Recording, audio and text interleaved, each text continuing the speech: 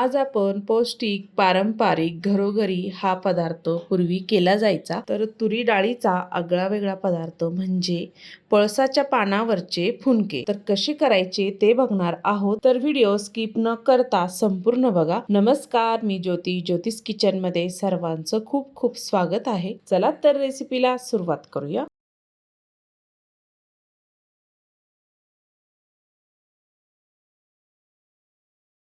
सर्वात आधी आपण इथे एक मोठी वाटी तुरीची डाळ घेतलेली आहे। ती एका पातेल्यामध्ये टाकायची आहे आणि आपल्याला एका पाण्याने ही डाळ छान धुवून घ्यायची। ही डाळ जरी घरची असली तरी मी इथे एका पाण्याने धुवून घेणार आहे। पाणी काढून घेतलं आणि त्यामध्ये अजून पाणी टाकलेलं आहे। आपल्याला ही डाळ 3 ते 4 तास छान भिजू घालायची आहे। 3 ते 4 तासानंतर आपण चेक करूया डाळ आपली छान भिजलेली आहे आणि आपल्याला त्यामधलं मी इथं पाणी काढून घेतलं। अगदी थोडं पाणी ठेवलेलं आहे। मिक्सरच्या भांड्यामध्ये आपल्याला ही डाळ जेवढी बसेल तितकी त्यामध्ये टाकून घ्यायची आणि मिक्सरला आपल्याला ही फिरून घ्यायची आहे। जास्त पाणी टाकायचं नाही आहे, अगदी थोडं पाणी टाकायचं आणि मिक्सरला छान असं वाटून घ्यायचं आहे। थोडं जाड राहिलं तरीही चालतं। त्याच डाळीमध्ये मी इथे हिरव्या मिरच्या टाकल्या 7 ते 8, लसूण टाकलेला आहे 2 कांड्या आणि जिरं टाकायचं 1 चमचा। डाळीसोबतच आपल्याला हे बारीक करून घ्यायचं आहे। झाकण लावायचं आणि मिक्सरला छान फिरून घ्यायचं। ह्या पद्धतीने असं जाडसर ठेवायचं आहे, एकदम बारीक पेस्ट पण नाही करायची। बारीक केलेली तुरीची डाळ आपण एका भांड्यामध्ये काढून घेऊया। आपल्याला आता सर्व अशी डाळ काढून घ्यायची आहे। सर्व डाळ मी इथे काढून घेतली। एक मोठा साईजचा इथे बारीक चिरून घेतलेला कांदा आणि बारीक चिरलेली कोथिंबीर, थोडीशी हळद टाकायची, चवीपुरतं मीठ टाकायचं आहे आणि इथे मी बेसन पीठ घेतलेलं आहे। आवश्यकतेनुसार आपल्याला ह्यामध्ये बेसन पीठ टाकायचं। मी इथे 3 चमचे बेसन पीठ टाकलं। याच्यामध्ये तुम्ही ज्वारीचं पीठही टाकू शकता। मी इथं बेसन पीठ टाकलेलं आहे आणि छान याला मिक्स करून घ्यायचं आहे। बॉन्डिंगसाठी आपल्याला इथं बेसन पीठ टाकायचं आहे, म्हणजे छान हे पीठ मिक्स होतं आणि छान असे आपले फुनके तयार होतात।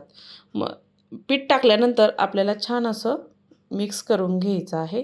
मी इथे छान आपलं पीठ मिक्स करून घेतलेलं आहे। आपल्याला हे फुनके पळसाच्या पानावर करायचे आहे। मी इथे पळसाची पाने गावी गेली होती तर पळसाची पानं इथे तोडून आणलेली होती। मी स्वच्छ अशी धुवून घेतलेली आहे।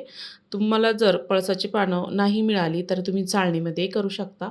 मोठं जर पान असेल तर आपल्याला याचे मधोमध पान आपल्याला कापून घ्यायचं आहे, म्हणजे फुनके आपल्याला त्या साईजचे करता येतात। मी इथे 2 भाग करून घेतले। तुम्हाला एक दाखवलेला आहे। तुम्हाला जर करायचं पान कापून घ्यायचं असले तर घेऊ शकता, नाही घेतलं तरीही चालतं। मी ते छोटं पान घेतलेलं आहे आणि त्याच्यावर आपल्याला हे फुनके तयार करायचे आहे। 1 चमचाभर मिश्रण त्यावर टाकायचे आणि छान असे आपल्याला हे फुनके त्याच्यावर थापून घ्यायचे आहे। तुम्ही हे मुटकुळ्यासारखे गोल गोलही करू शकता। पळसाच्या पानावर मी इथे छान असं थापून घेत आहे। ह्या पद्धतीने पानावर असं छान थापून घ्यायचं। एकदम पतलंही करायचं नाही, एकदम जाडही ठेवायचं नाही, असं मध्यम असं आपल्याला हाताला पाणी लावायचं आणि छान थापून घ्यायचं आहे। मी ते छान असं थापून घेतलेलं आहे आणि दुसरंही पान मी असे छोटे छोटे बघून पानं घेतले आणि पळसाच्या पानावर हे फुनके अजूनच चवदार आणि टेस्टी बनतात। हे पळसाच्या पानावरचे फुनके मस्त असे कढीसोबत तुम्ही खाऊ शकता किंवा तसेही खाऊ शकता। मस्त असं चवदार तयार होतात। मी इथे पळसाच्या पानावर छान थापून घेतलं। कढईमध्ये पाणी टाकलेलं आहे। कढईतलं पाणी छान गरम झालं, चाळणी ठेवलेली आणि जेवढे बसेल तितके आपण ह्यामध्ये सर्व पानं ठेवून घेणार आहोत।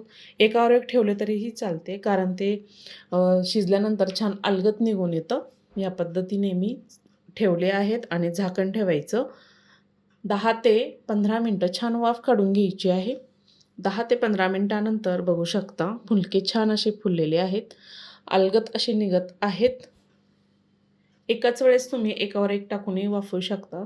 आपण इथं सुरीने चेक करूया। छान असे फुलके आपले छान शिजलेले आहेत। मस्त थंड झाल्यानंतर कढीसोबत तुम्ही हा बेत करू शकता।